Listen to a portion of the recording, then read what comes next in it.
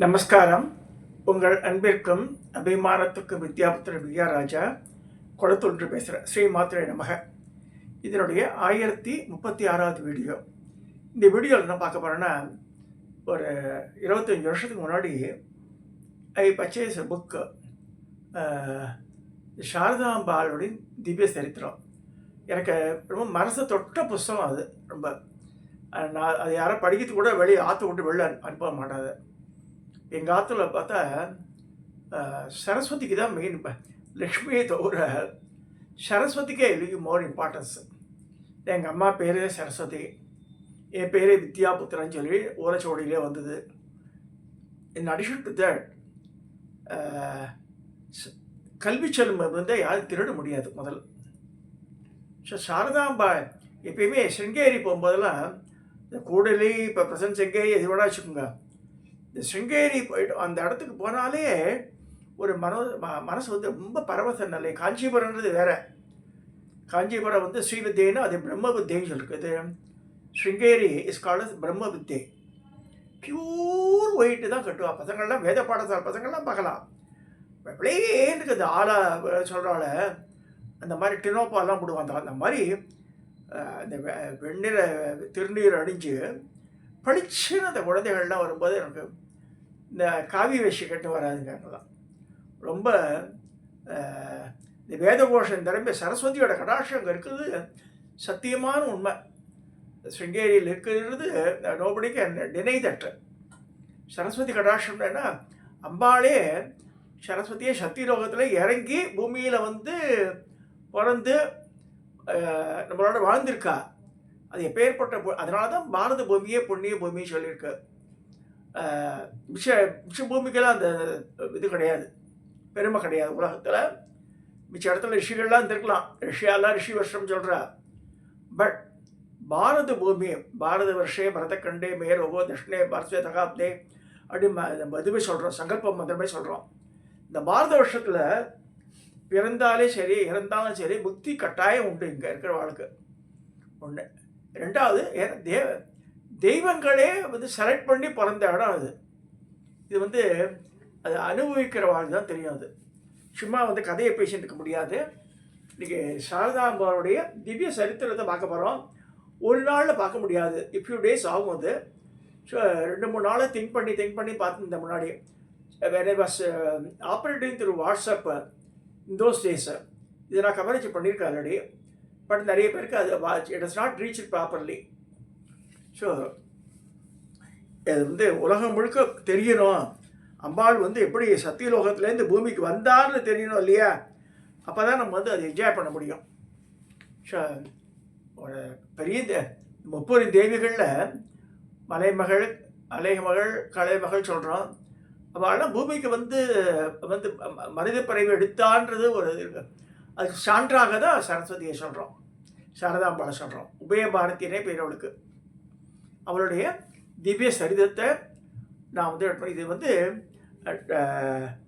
ஒரு பெரிய ராமமூர்த்தின்னு ஒரு பெரிய பாரதி காவலர் பட்டம் அவருக்கு, கே ராமமூர்த்தின்ட்டு. 2001 இந்த 3ஆம் எடிஷன் வந்து இந்த புக்கு. சிருங்கேரி ஆச்சாரியார்லாம் வந்து அப்போயே வந்து இதுக்கு நிறைய முன்னுரைலாம் கொடுத்து ஆசீர்வாதம்லாம் பண்ணியிருக்காரு. இதுக்கு எனக்கு மனசை இது வந்து நான் 2-3 நாளே முடிச்சுட்டேன் அந்த புக்கை அந்த காலத்தில். அதுக்கப்புறமா 3வது தடவை படிச்சிருக்கேன்.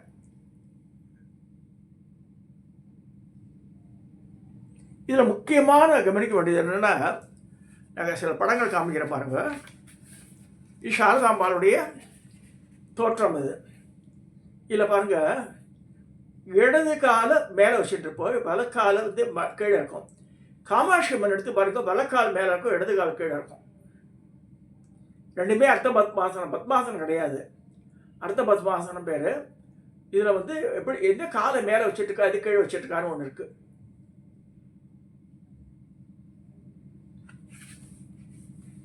இப்போ இந்த படங்களையும் காமிக்கிறேன் உங்களுக்கு நான். பட் இந்த கதை வந்து எப்படி போகுதுன்னா, சத்தியலோகத்தில் ஆரம்பிக்கிறது. சத்தியலோகத்துலேருந்து அந்த கதையை ஆரம்பிக்கிறது. Start today. சத்தியலோகம் சூரிய ஒளியில் பொன்போல் மின்னுகின்ற 9 மதில்களும் 80 துவாரங்களும் இருக்கின்றன. பல கோடி யோசனை விஸ்தீரம் உள்ள சத்தியலோகம் திகழ்கிறது. கத்தி, கேடயன், தனுசு ஏந்திய துவாரபாலகர்கள் மது துவாரங்களை சூழ்ந்து நிற்கிறார்கள். பிரம்மாண்டமான சபைகளில் சித்திரங்களும் தீபங்களும் விழுகின்றன. எங்கு நோக்கிலும் தாவல்யமான ஒளி வீசும் முத்து தோரணங்கள், நிருத்தியம் செய்கின்ற அப்சரசுகள், பற்பல வாத்தியங்களை இன்னிசையை அமுதம் எனப்பாகிறது. சரஸ்வதி சபதம் சினிமா வந்திருக்கு, ஏபி நாகராஜன் அடுத்தது. அதில் சத்தியலோகத்தை காமிப்பான். ஓரளவுக்கு ஏபி நாகராஜன் படங்களில் என்றைக்கு வேணால் பார்க்கலாம். அதை ரொம்ப அழகாக இருக்கும். ஸோ மிருதுவாகவும் மத்தியமாகவும் உக்கிரமாகவும் உள்ள சித்தங்களால் சத்தியலோகம் நிறைந்து காட்சியளிக்கின்றது. எங்கும் நிராசரக உலவுகிறார்கள். கோடிக்கணக்கான ரதங்கள், யானைகள், குதிரைகள் ஆகியவற்றால் ரமணீயமாக தோற்றமளிக்கின்றது. வண்ணமயமான ரத்தினங்களும் தாதுக்களும் நிரம்ப பெற்று விளங்கிய சத்தியலோகம் சகுந்த பட்சிகள் நிறைந்தது. மனம் வீசும் மலர்களால் சூழப்பட்டது மாதிரிலாம் இருக்கு. அவ்வளோ இதில் எழுந்தது சத்தியலோகமே நடுநாயகமாக ஒரு திருமாளிகை. அந்த மாளிகையிலே ஒரு மணிமண்டபம். மண்டபத்தை 1000 தூண்கள் தாங்குகின்றன. எல்லா லோகங்களையும் விட உன்னதமான லோகம் சத்தியலோகம்.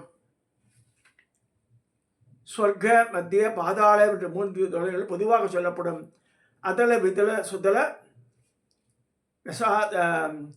அதல, விதல, சுதல, ரசாதல, தலாதல, மகாதல, பாதாள லோகம் என்று கூறப்படுகிறது. கௌஷீதகி பிரம்ம உபநிஷத்தில் பிரம்மலோகம், பிரஜாபதி லோகம், இந்திரலோகம், ஆதித்ய லோகம், வருணலோகம், வாயு லோகம், அக்னி லோகம் ஆகிய இந்த 7 லோகங்களும் உரைக்கப்படுகிறது. இந்த மாதிரி சத்தியலோகத்தை பற்றி நிறைய விஷயங்கள் சொல்லப்படுறது. 2 விதமான கருத்துக்கள். சத்தியலோகம் தனியாக பல ஆயிரம் யோசனை விஸ்தீரம் உள்ள இதுவாக இருக்குது. அது மேலே மேலே மேலே இருக்குது. அதே சத்தியலோகம் ஓரளவுக்கு இங்கே மேருமலையிலேயும் ஒன்று இருக்குது. வைகுண்டம் அதே மாதிரி அங்கே மேலே இருக்குது, கீழே ஒன்று இருக்குது. அதே மாதிரி கைலாசம், இப்போ நம்ம பார்க்குறது கைலாசம் ஒன்று இருக்குது. எப்படின்னா பாகவதம் படிக்கும்போது அந்த ரேவதி, பலராமருடைய மனைவி ரேவதி, ரைவத்தனும் ரேவதியும் அங்கே பொண்ணுக்கு நல்ல மாப்பிள்ளை வரணும்னு சொல்லிட்டு ரைவத்தன் பிரம்மலோகத்துக்கு போகும்போது அங்கே அப்சரஸ் எல்லாம் ஆடுறா, கந்தர்வர்கள் இசை பாடுறா, அதை பார்த்துட்டே இருக்கா. அப்போ பிரம்மாட்ட சொல்கிறார் ரைவத்தன், என் பொண்ணுக்காக நல்ல மாப்பிள்ளை வரணும், நீங்கள் தான் ஆசீர்வாதம் சிரிக்கிறார் பிரம்மா. நீ 1000 வருஷம் வச்சு ஒரு ராஜ்யமே காணும் பூமியில்ன்றார். இப்போ தான் வந்தேன்ற. இல்லை 1000 வருஷங்கள் கடந்துட்டுன்றார். சரி, ரேவதி எவ்வளோ உயரமாக இருக்கா. அப்போ சொல்கிறார், நீ போனால் ராஜ்யம் கிடையாது உனக்கு, வேற யாராவது ஆண்டுன்னு இருக்கா கீழே போனால். ஷாகேனால கிருஷ்ணர் பலராமர் அவதரிக்க போகிற. பலராமர் நல்ல ஹெப்டி பாடி, நல்ல உயரமாக இருப்பான், அவன் தான் உன் பொண்ணுக்கு உண்டான மாப்பிள்ளை, அவர் கல்யாணம் பண்ணி கொடுன்றார். அதே மாதிரி காட்டில் போய் வசிக்கிற பலராமரும் ரேவதியும் மீட் பண்ணி அவரோட சண்டை போடுறார் 2 பேருமே. அப்புறமா 2 பேரும் சமாதானமாகி அவள் 2 பேரும் ஆலிங்கனம் பண்ணிட்டு கல்யாணம் ஆகிடுது அவளுக்கு. அப்படி வர்றது மகாபாரதோட இந்த சரித்திரம். அப்போ சத்தியலோகத்தை போய் சொல்லும்போது இந்த சத்தியலோகத்துக்கு போயிட்டதுக்கு இவ்வளோ வருஷம் ஆகிடுது, 1000 வருஷம் ஆகிடுதுன்றா. Just imagine. So coming to this, நம்ம சாரதாம்பா கதையை சொல்லும்போது அம்பாள் வீணை வாசிச்சுட்டு இருக்கா, பிரம்மதேவனை ரசிச்சுட்டு இருக்கார், பல மகர்ஷிகள்லாம் உட்காந்துருக்கா சத்தியலோகத்தில், எல்லாம் இதெல்லாம் ஒழிச்சுட்டு இருக்கு. அப்போ துர்வாச மகர்ஷி வந்திருக்கார். துர்வாச மகர்ஷி ஏதோ அவருக்கு வயசாகிடுது பாவம். ஸோ ஆம்பளை வேற அந்த மாதிரிக்க. இப்போ ஆம்பளை வயசான ரிஷி அவர் சுரந்தப்பி பாடுறார். அம்பாளை பற்றி சொல்லும்போது அம்பாள் சரசை சிரிச்சிடுறா. யார் இந்த மாதிரி பாடிருந்து இல்லாமல் சுரந்தப்பி இருக்கேன்ற மாதிரி சிரிக்கிறா. அப்போ துர்வாசர் கோபம் வந்துடும். அவ்வளோதான். மக்கள் எல்லாரும் சொல்லி துர்வாசனோடனே விழுந்து ஓடி வரா சரஸ்வதி. மன்னிச்சுடுங்க மகரிஷியே, நீங்கள் தெரியாத எனக்கு. இல்லை, நீ கர்ப்பத்தினால பேசுகிற, நீ பூமியில் மனுஷியாக போகிற சபிச்சிடுறார். அப்போ அழறா, நான் என்ன தப்பு பண்ணேன், சுரந்தப்பி பாடிந்தனால நான் சிரிச்சுட்டேன், மன்னிச்சுடுங்க என்னன்ற. சரி, கொஞ்சம் மனமிறகி நான் கொடுத்த சாபத்தை இது பண்ண முடியாது. அப்போ சங்கரர் ஒருத்தர் வரப்போகிறார். அவர் மூலமாக நீ வந்து உலகத்துக்கு வந்து பிரகடனப்படுத்திடுவா உடனே நீ திரும்பி சத்தியலோகத்துக்கு வந்துடுவேன்றார். ஸோ சங்கரர் மூலமாக தான் வந்து உனக்கு சாப நிவர்த்தி வரும்னு சொல்லிடுறார் துர்வாசர் அப்பயே.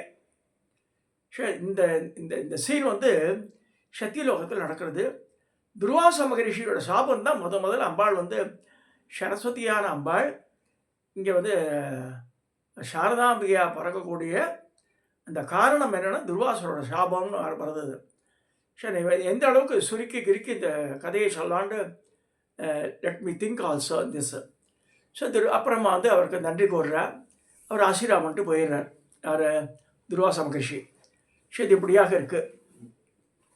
இப்படியே வந்தோடனே இதே மாதிரி இப்போ இப்போ வந்து பிறந்தாங்கமே சாரதை வந்து சரஸ்வதி வந்து இதுவாக பிறக்கணும் இல்லையா? துர்வாசர் சரஸ்வதிக்கு சாபமிட்ட வேளையில் விண்ணுலக மூர்த்திகளும் தேவர்களும் மண்ணுலகில் அவதரித்து மண்ணை புனிதப்படுத்தும் மகத்துவம் தரிந்த காலமாக அமைந்தது. ஆம், அந்த மகத்துவமான காலம் மண்ணில் புண்ணியம் பொழிந்து புனிதம் பெற்ற பொற்காலமாகும். தேவர்கள் யாவரும் துதித்து 3 உலகங்களையும் துன்பங்களை நீற்றி அகிலேஸ்வரியாக அல்பாலிக்க வேண்டிய அம்பிகையான மகா சரஸ்வதி, சத்ம குணபதி, வித்தியலுக்கு நாயகியான வாக்தேவி சரஸ்வதி, பிரம்மசக்தியாக திகழ்ந்து ஒளிபவள், அக்கமாலைன்றது அக்ஷமாலை, அங்குசம், வீணை, புஸ்தகங்களை தாங்கி சதுர்புஜ நாயகியாய் மகாவித்யா, மகாவாணி, பாரதி, வாக் சரஸ்வதி, ஆரியா, பிராமி, காமதேனும், பீஜகர்ப்ப பாசீஸ்வரி என்று பல நாமம் படைத்தவளாக பிரகாசத்துடன் சத்தியலோகத்தில் காட்சி தந்து கொண்டிருக்கும் சரஸ்வதி பூவுலகில் ஜனிக்கும் காலம் அந்த பொற்காலம். அதை முன்னிட்டு படைக்கின்ற பிரம்மனும் பள்ளி கொண்ட மாலவனும் மலை வாழும் மகேசனும் தாங்கள் துதிக்கின்ற சீர்கொண்டவளான சரஸ்வதி தேவி மண்ணில் பிறக்கிறாள் என்றதுமே அவர்களுக்கு அவாவா ரோல் எடுத்துட்டு நாங்களும் பிறக்கிறோன்றார். ஸோ வெள்ளிதழ் பூங்கமலாசன தேவி அவள். ஆம், வேதங்கள் 4ம் உபனிஷத்தல் 4ம் அங்கங்கள் 6உடன் 4 உப அங்கங்கள் என்று 18 வித்யாஸ்தான நாயகி சரஸ்வதி சத்தியலோகமிட்டு மானுடம் வாழும் மண்ணுலகில் பெண்ணாக பிறந்தாள். ஹம்சம் பூட்டி விமானத்தில் ஒளிரும் தேவதேவி அந்த சரஸ்வதி வானுலகத்திலிருந்து பூவுலகம் வந்து அவதரிக்கக்கூடிய புண்ணிய காலம் அது. சப்த பிரபஞ்சத்தின் அடிநாதமாக ஆதாரமாக பிரம்மதேவரின் சக்தியாய் வாக்பீஜமாய் வழங்கும் வாக்பாதினியாய் மகா சரஸ்வதி ரூபாந்தரமே சரஸ்வதி 51 அக்ஷர ஸ்வரூபிணி சத்தியலோகம் விட்டு வருகின்ற காரணத்தை உத்தேசித்து மூர்த்திகளும் தேவர்களும் மண்ணில் வந்து பிறக்கின்றனர். இவ யாருக்கு என்னென்ன ரோல் பார்க்குறா. எல்லா நதிகளிலும் 2 கரைகளிலும் தொட்டு தழிவழி நீர் பாய்ந்து கொண்டிருக்கிறது. நதிகளின் நீரோட்டம் கான இசை போன்றது. ஸ்வரங்களின் வசைகளை உற்பத்தி செய்தவாறு வந்தடையும்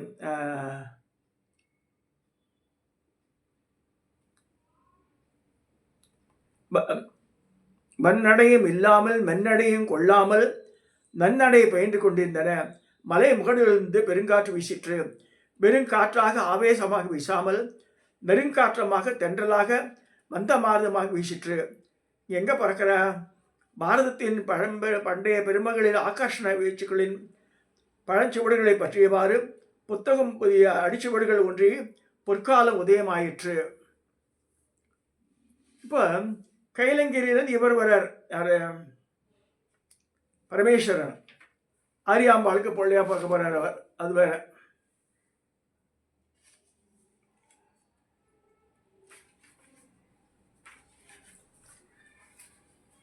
இப்போ சாரதா வந்து யாருக்கு குழந்தையா பிறக்கிறா அதுதான் பார்க்குறேன்.